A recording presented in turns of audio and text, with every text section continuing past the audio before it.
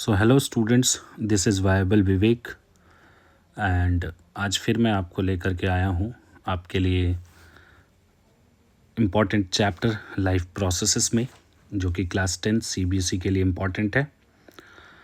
आइए आज हम लोग लाइफ प्रोसेसेस के बारे में समझते हैं, इस चैप्टर के बारे में जानते हैं।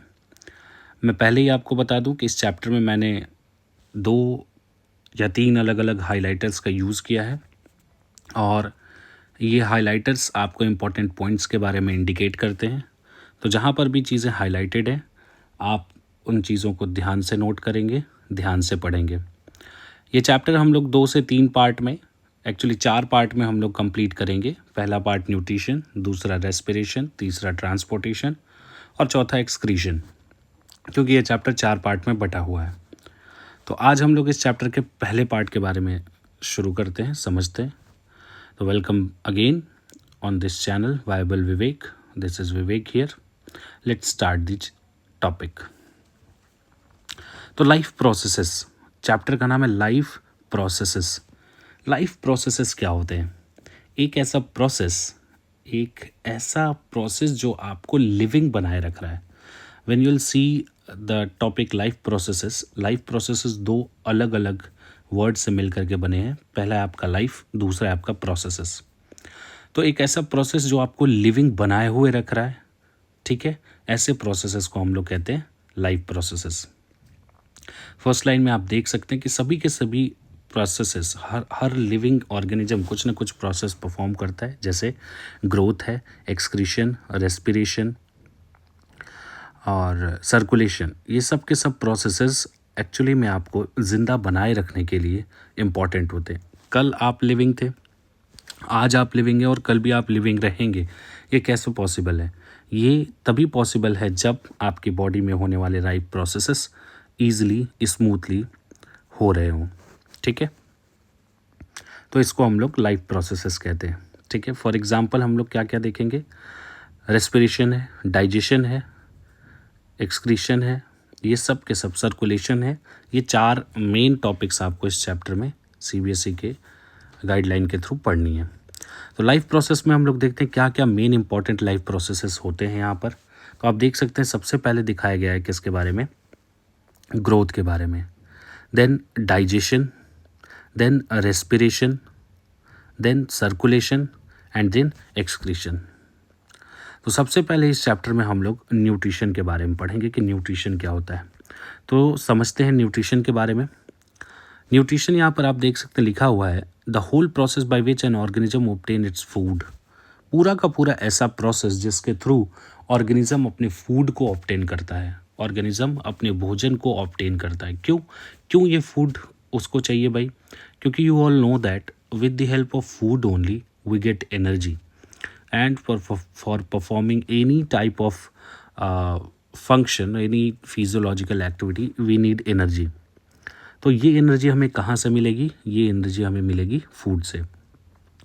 अब न्यूट्रिशन को अगर हम देखते हैं तो न्यूट्रिशन प्लांट में भी है और न्यूट्रिशन एनिमल्स में भी है।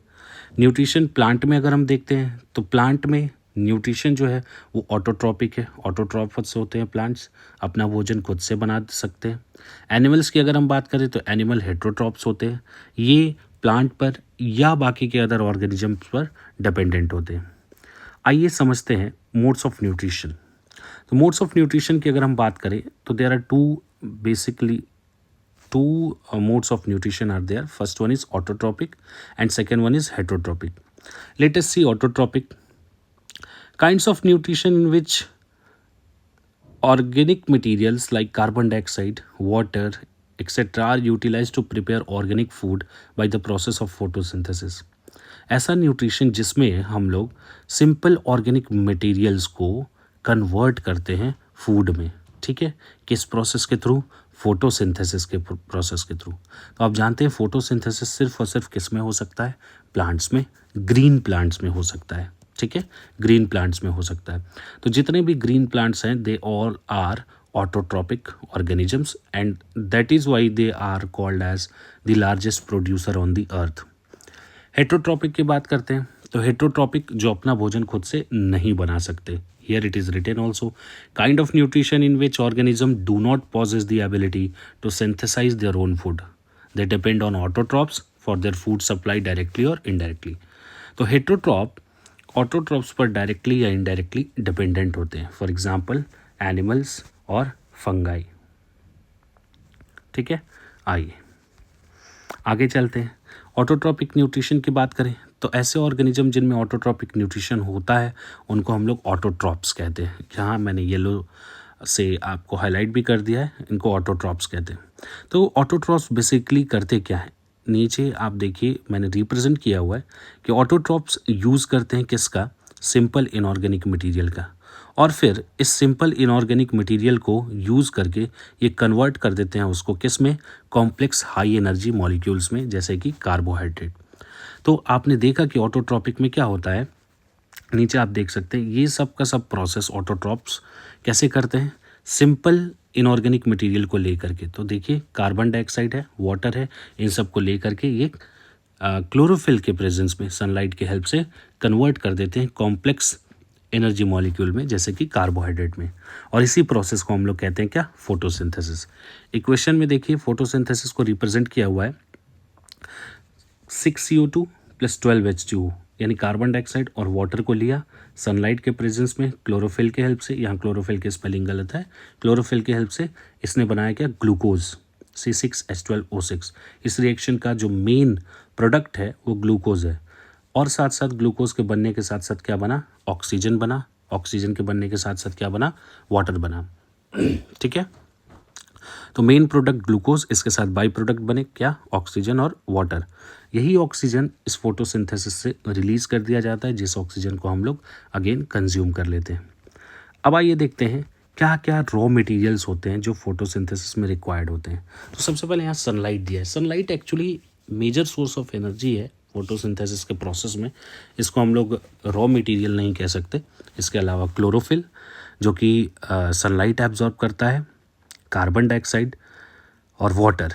तो क्लोरोफिल, कार्बन डाइऑक्साइड और वाटर ये रॉ मटेरियल्स हैं. क्लोरोफिल का फंक्शन क्या होता है, क्लोरोफिल सनलाइट को एब्जॉर्ब करता है, ट्रैप करता है.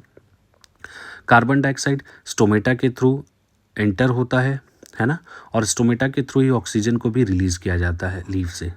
दूसरा है आपका वाटर. वाटर और वाटर के साथ साथ डिजॉल्व मिनरल्स होते हैं, जैसे कि नाइट्रोजन है, फॉस्फोरस है.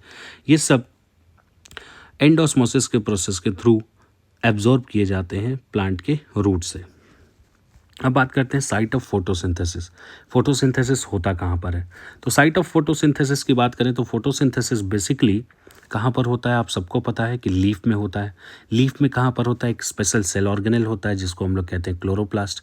क्लोरोप्लास्ट में क्लोरोफिल प्रेजेंट होता है. क्लोरोप्लास्ट ऐसा सेल ऑर्गेनेल है जो क्लोरोफिल कंटेन करता है.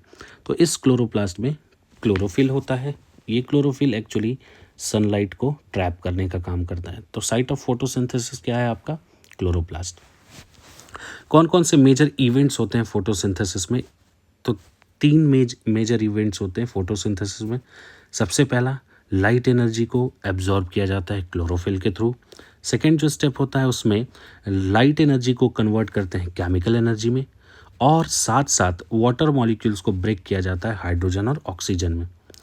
थर्ड जो प्रोसेस होता है फाइनली, कार्बन डाइऑक्साइड का रिडक्शन किया जाता है, और कार्बन डाइऑक्साइड का रिडक्शन करके कार्बोहाइड्रेट का फॉर्मेशन किया जाता है. यहाँ पर आप इस रिएक्शन में देख सकते हैं कार्बन डाइऑक्साइड है, वाटर है. कार्बन डाइऑक्साइड का रिडक्शन हुआ तभी जा करके C6H12O6 ग्लूकोज का फॉर्मेशन हुआ. ठीक है, नाउ अब हम लोग स्टोमेटा के बारे में समझते हैं कि स्टोमेटा क्या है. तो स्टोमेटा आप जानते हैं कि टाइनी पोर्स होते हैं जो लीव्स के सरफेस पर प्रेजेंट होते हैं. दोनों ही सरफेस पर प्रेजेंट होते हैं, ज़्यादातर डॉर्सल सरफेस पर प्रेजेंट होते हैं. फंक्शन की अगर हम बात करें तो स्टोमेटा का फंक्शन होता है एक्सचेंज ऑफ गैसेस, ऑक्सीजन और कार्बन डाइऑक्साइड जैसे गैसेस को एक्सचेंज करने में हेल्प करना, है ना. साथ साथ ट्रांसपीरेशन को पॉसिबल बनाना. प्लांट में जब कभी क्या होता है, एक्सेस अमाउंट में वाटर एब्जॉर्ब कर लिया जाता है, तो उस एक्सेस अमाउंट ऑफ वाटर को सनलाइट से जो हीट एनर्जी मिलती है, उस हीट एनर्जी से एक्सेस वाटर को वेपर में कन्वर्ट करके रिलीज़ कर दिया जाता है. इस प्रोसेस को हम लोग ट्रांसपीरेशन कहते हैं.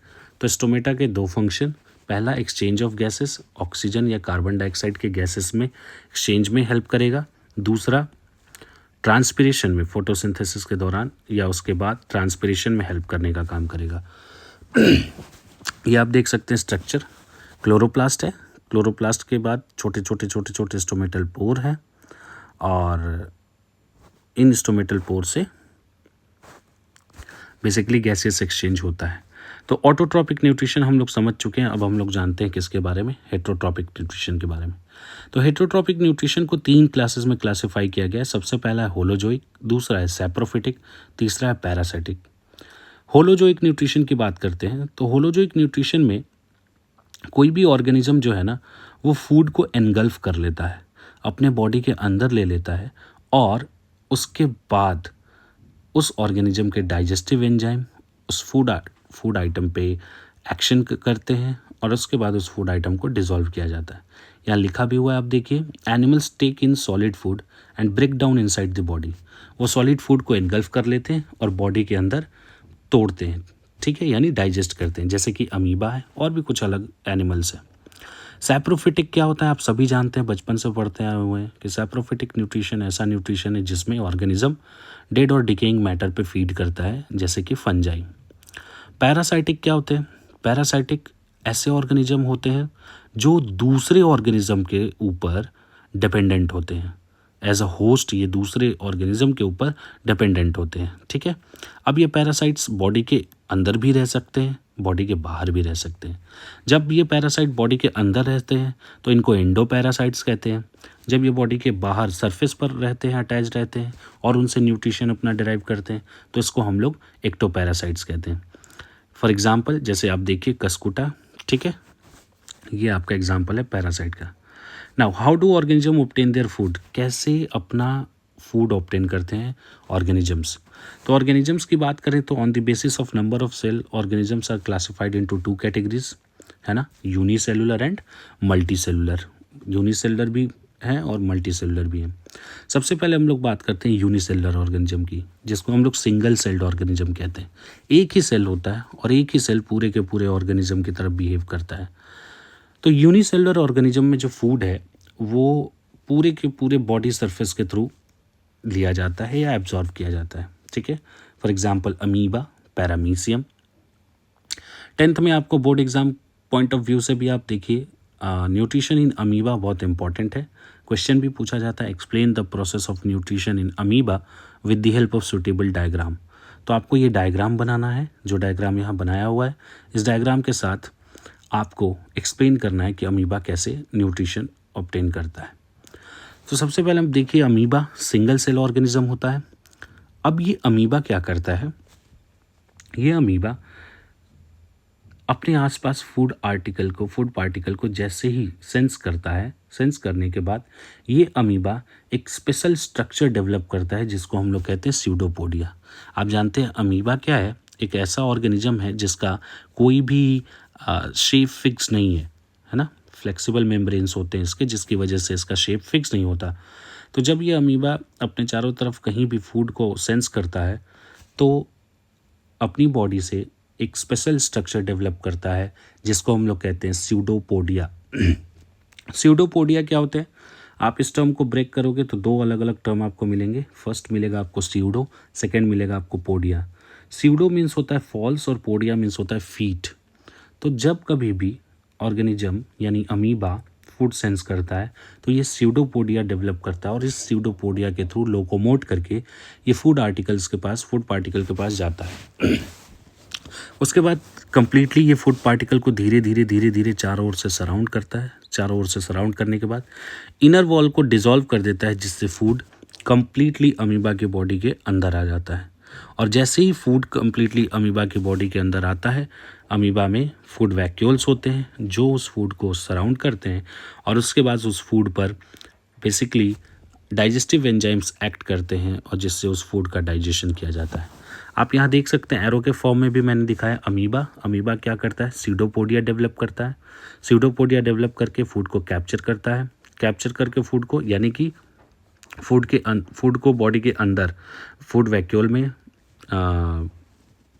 एनगल्फ कर लेता है अब उसके बाद फूड का डाइजेशन होता है, ठीक है, और डाइजेशन होने के बाद फूड को सिंपली डिफ्यूज़ कर दिया जाता है अमीबा के साइटोप्लाज्म में।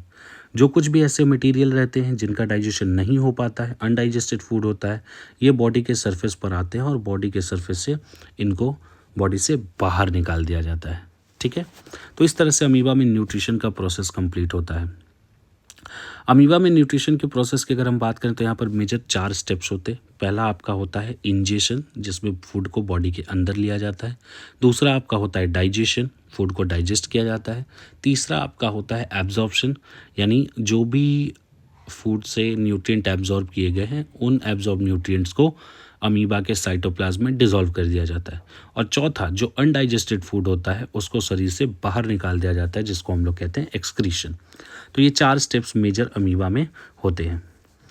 अब बात करें पैरामीशियम की, तो पैरामीशियम आप जानते हैं पैर के तलवे के जैसे स्ट्रक्चर होते हैं। इनकी बॉडी पे छोटे छोटे छोटे छोटे रेशे की तरह, रोए की तरह स्ट्रक्चर्स होते हैं, जिनको हम लोग कहते हैं सीलिया। ये सीलिया के हेल्प से लोकोमोट करने का काम करते हैं। सीलिया इन्हें लोकोमोशन में हेल्प करता है। अब सीलिया के हेल्प से ही क्या करते हैं, ये लोकोमोट करके फूड आइटम्स तक जाते हैं और सीलिया के हेल्प से उस फूड आइटम को एनगल्फ करते हैं, ठीक है, और एनगल्फ करने के बाद बॉडी में उनका डाइजेशन होता है। तो होलोजोइक न्यूट्रिशन में ये देखिए, स्पेलिंग में थोड़ा सा एरर है। होलोजोइक न्यूट्रिशन में क्या क्या स्टेप्स होते हैं ये आपको मैंने अमीबा के केस में बताया। जबकि अगर मल्टी सेलुलर ऑर्गेनिज्म की बात करें तो मल्टी सेलुलर ऑर्गेनिज्म में थोड़ा सा डिफरेंट हो जाता है। कैसे थोड़ा सा डिफरेंट, जैसे ह्यूमन बीइंग की बात करें तो यहाँ पर इंजेशन होगा, बॉडी फूड को अंदर लेना, डाइजेशन, एब्जॉर्प्शन, और एब्जॉर्प्शन के बाद एक प्रोसेस और बढ़ जाता है जिसको हम लोग कहते हैं एसिमिलेशन। एसिमिलेशन हिंदी में कहते हैं इसको स्वांगीकरण। एसिमिलेशन क्या होता है कि एक्चुअली जो भी फूड आइटम डाइजेस्ट किए गए हैं, मीन्स एब्जॉर्ब किए गए हैं, डाइजेशन के बाद जो भी फूड न्यूट्रिएंट एब्जॉर्ब किए गए हैं उन न्यूट्रिएंट से एक्चुअली में सेल के प्रोटोप्लाज्म का फॉर्मेशन होना, इसको हम लोग कहते हैं क्या, एसिमिलेशन। और फाइनली उसके बाद एक्सक्रीशन। तो ह्यूमन बीइंग में न्यूट्रिशन के लिए लगभग 9 मीटर लंबी एलिमेंट्री कैनाल होती है और उस एलिमेंट्री कैनाल में ही पूरा का पूरा प्रोसेस डाइजेशन का कंप्लीट होता है। एलिमेंट्री कैनाल के साथ साथ डाइजेस्टिव ग्लैंड्स लगे हुए होते हैं जो डाइजेशन में हेल्प करते हैं। तो सबसे पहले जानते हैं कि एलिमेंट्री कैनाल की शुरुआत होती कहाँ से। तो शुरुआत इसकी होती है कहाँ से, माउथ से। माउथ से हम क्या करते हैं, फूड को इनटेक करते हैं। माउथ के बाद क्या स्ट्रक्चर होता है, टीथ जो है वो चीविंग में या ग्राइंडिंग में हेल्प करता है। उसके बाद टंग होता है जो फूड को रोलिंग करने में हेल्प करता है या फूड के टेस्ट में हेल्प करता है, क्योंकि टंग पर ही टेस्ट बड्स होते हैं और ये टेस्ट बड्स हमें अलग अलग तरह के फूड के टेस्ट का ज्ञान कराते हैं, ठीक है। इसके साथ साथ टंग जो है वो स्वेलो में निगलने में, फूड को नीचे पुश करने में भी हेल्प करता है। टंग में ही होते हैं सलाइवरी ग्लैंड्स जो सिक्रीट करते हैं सलाइवा को और साथ साथ म्यूकस को। तो सलाइवा और म्यूकस बेसिकली फूड के साथ मिलके फूड को गीला करते हैं और स्वेलो में निगलने में हेल्प करने के लिए उसको फूड को इस तरह का एनवायरनमेंट देते हैं कि फूड आसानी से इनगल्फ हो जाए, ठीक। इसके बाद सलाइवरी ग्लैंड में ही एक्चुअली एक और सलाइवा में एक और एंजाइम होता है जिसको हम लोग कहते हैं सलाइवरी एमाइलेज। ये salivary amylase, it is also known as ptyalin. ये एमाइलेज एंजाइम क्या करता है, हमारे फूड में प्रेजेंट स्टार्च को शुगर में कन्वर्ट करने का काम करता है। तो ये इंपॉर्टेंट है, सलाइवरी एमाइलेज। सलाइवरी एमाइलेज क्या करता है, स्टार्च को शुगर में कन्वर्ट करने का काम करता है। यहीं से एक क्वेश्चन आता है कि हमारी बॉडी में डाइजेशन प्रोसेस की शुरुआत कहाँ से होती है।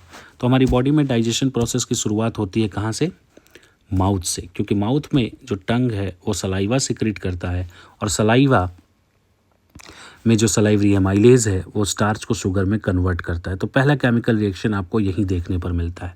तो इसलिए डाइजेशन की शुरुआत माउथ में हो जाती है। अब इसके बाद आता है हमारा oesophagus. Oesophagus basically food pipe को हम लोग कहते हैं। ईसोफेगस से, माउथ से फूड जो है स्टमक तक जाता है।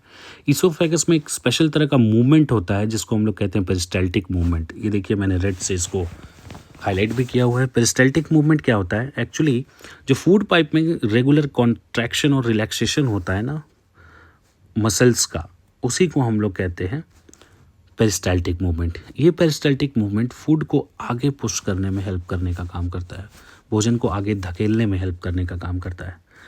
नेक्स्ट, आपका फूड इसोफेगस के थ्रू आता है कहाँ? स्टमक में। जे शेप्ड स्टमक होता है। स्टमक में आपके गैस्ट्रिक ग्लैंड्स होते हैं जो कि अलग अलग तरह के गैस्ट्रिक जूसेस का सिक्रेशन करते हैं, जैसे पेप्सिन। तो पेप्सिन एक एंजाइम है जो फूड में प्रेजेंट प्रोटीन को ब्रेक करती है, ठीक है, एमिनो एसिड्स में। HCl है जो फूड को एसिडिक मीडियम में कन्वर्ट करने का काम करता है, बिकॉज आगे का डाइजेशन तब तक शुरू नहीं होगा जब फूड एसिडिक मीडियम में कन्वर्ट नहीं होगा, क्योंकि सारे एंजाइम्स प्रो एंजाइम्स के रूप में पड़े रहेंगे। जैसे ही फूड एसिडिक मीडियम में कन्वर्ट होगा वैसे ही ये एंजाइम्स एक्टिवेट होते हैं और भोजन के डाइजेशन को शुरू करते हैं। सेकेंड, नेक्स्ट है आपका म्यूकस। म्यूकस जो है ये बेसिकली सिक्रीट होता है। क्योंकि आप देख रहे हैं यहाँ पर HCl भी सिक्रीट हो रहा है जो हाईली एसिडिक होता है। तो ये HCl हमारे स्टमक के वॉल को कोरोड ना कर दे, इसकी वजह से म्यूकस सिक्रेट होता है जो HCl के एडवर्स इफेक्ट से हमें हमारे स्टमक को बचाने का काम करता है। अब आते हैं, हम लोग पहुँचते हैं कहाँ? स्मॉल इंटेस्टाइन में। तो स्मॉल इंटेस्टाइन में इंटेस्टाइनल एंजाइम्स होते हैं जो वर्क करते हैं किस पर? अलग अलग न्यूट्रिएंट पर, जैसे कि कार्बोहाइड्रेट पर, फैट पर, प्रोटीन पर। कार्बोहाइड्रेट को कन्वर्ट किया जाता है ग्लूकोज में, फैट को कन्वर्ट किया जाता है फैटी एसिड और ग्लिसरॉल में, यहाँ लाइपेज काम करता है। प्रोटीन को कन्वर्ट किया जाता है एमिनो एसिड्स में, यहाँ पेप्सिन काम करता है। स्मॉल इंटेस्टाइन में स्पेशल स्ट्रक्चर्स होते हैं जिनको हम लोग कहते हैं विलाई। ये भी इंपॉर्टेंट है। विलाई एक्चुअली होते क्या है? ये finger like absorptions, finger like projections होते हैं जो कि स्मॉल इंटेस्टाइन के सरफेस एरिया को इंक्रीज कर देते हैं ताकि फूड का ज़्यादा से ज़्यादा एब्जॉर्प्शन हो सके, ठीक है। स्मॉल इंटेस्टाइन अलग अलग ऑर्गन से अलग अलग सिक्रीशंस को भी रिसीव करता है, जैसे लीवर से बाइल जूस रिसीव करता है। ये बाइल जूस क्या करता है? लार्ज फैट ग्लोब्यूल्स को स्मॉल फैट ग्लोब्यूल्स में ब्रेक कर देता है। यानी स्मॉल इंटेस्टाइन में लीवर से बाइल जूस आता है और ये बाइल जूस फैट का इमल्सिफिकेशन करता है, बड़े फैटी एसिड मॉलिक्यूल्स को छोटे फैटी एसिड मॉलिक्यूल या ग्लिसरॉल में कन्वर्ट करने का काम करता है। इसके अलावा स्मॉल इंटेस्टाइन में पैनक्रियाज से पैनक्रियाटिक जूस सिक्रीट होता है। अब देखिए, पैनक्रियाज, लीवर की बात करें तो लीवर लार्जेस्ट ग्लैंड होता है ह्यूमन बॉडी का, और पैनक्रियाज मिक्स्ड ग्लैंड होता है। क्यों? क्योंकि इसका कुछ पोर्शन एंडोक्राइन की तरह काम करता है और कुछ पोर्शन एक्सोक्राइन की तरह काम करता है। तो पैनक्रियाज से सिक्रीट होता है पैनक्रियाटिक जूस। अब इस पैनक्रियाटिक जूस में होते हैं हमारे ट्रिप्सिन और लाइपेज। ट्रिप्सिन काम क्या करता है? प्रोटीन को पेप्टोन्स में या एमिनो एसिड्स में तोड़ने का काम करता है, और लाइपेज जो होता है वो फैट को फैटी एसिड या ग्लिसरॉल में तोड़ने का काम करता है। तो फैट को ग्लिसरॉल में तोड़ने का प्रोसेस ही कहलाता है इमल्सिफिकेशन। ये भी इंपॉर्टेंट है, क्वेश्चंस पूछे जाते हैं कि व्हाट इज इमल्सिफिकेशन। तो process of break down of large fat globule into smaller fat globules, that is called emulsification. और ये कैसे होता है? ये बाइल जूस से होता है। अब फाइनली स्मॉल इंटेस्टाइन के बाद फूड पहुंचता है कहाँ पर? लार्ज इंटेस्टाइन में। तो लार्ज इंटेस्टाइन में बेसिकली डाइजेशन का कोई प्रोसेस नहीं होता है। यहाँ पर अब तक सारा डाइजेशन हो चुका होता है, सारा एब्जॉर्प्शन हो चुका होता है। इसके बाद जो भी फूड आइटम होते हैं, यहाँ पर देखा जाता है कि इस फूड आइटम में अभी भी कुछ एक्सेस वाटर या न्यूट्रिएंट या सॉल्ट्स प्रेजेंट है, तो उनका एब्जॉर्प्शन होता है, जिसको हम लोग सेलेक्टिव रीएब्जॉर्प्शन कहते हैं। इसके अलावा बाकी के मटेरियल्स को बॉडी से रिमूव करने के लिए एनस तक पहुंचा दिया जाता है, जिस प्रोसेस को हम लोग इजेशन कहते हैं।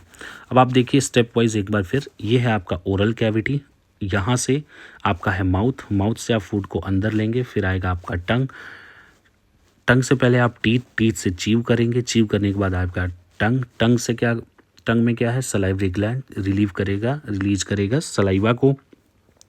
सलाइवा में क्या है? सलाइवरी एमाइलेज कन्वर्ट करेगा स्टार्च को ग्लूकोज में। फिर उसके बाद है आपका फेरिंग्स से होते हुए आएगा ईसोफेगस से होते हुए आएगा कहाँ? स्टमक के बाद आपका आएगा स्मॉल इंटेस्टाइन में लीवर और पैनक्रियाज दोनों के सिक्रीशंस आएंगे। स्मॉल इंटेस्टाइन के बाद ये जाएगा लार्ज इंटेस्टाइन में, लार्ज इंटेस्टाइन के बाद एनस में।